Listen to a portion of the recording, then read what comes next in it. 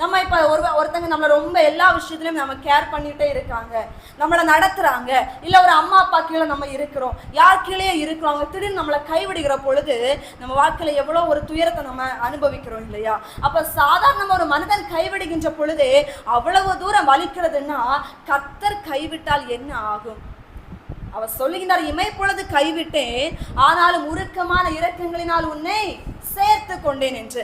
அப்ப அவர் சேர்த்து கொள்ளுகிறவர் சரி, இரக்கம் உள்ளவர் சரி, கைவிடாதவர் சரி. ஆனால் அவர் இங்கே சொல்லுகிற நியாய தீர்ப்பு நாளிலே நீ கைவிடப்பட்ட ஒரு நிலைமையில நீ நின்று விடுவாய். அந்த கைவிடப்பட்ட நிலைமை உனக்கு வராதிருக்கும்படிக்கு இன்றைக்கு என்னுடைய கரத்தை வந்து பிடித்து விடு என்று கர்த்தர் அழைக்கின்றார்.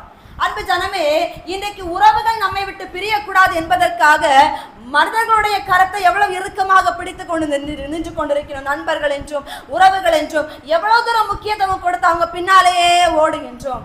ஆனா உங்களுக்கும் எனக்கும் ஜீவனை கொடுக்கிற ஜீவாதிபதியாகிய கிறிஸ்து நம்மை கைவிடாமல் இருப்பதற்கு எந்த அளவிற்கு அவருடைய கரத்தை பிடிக்கிறீங்க?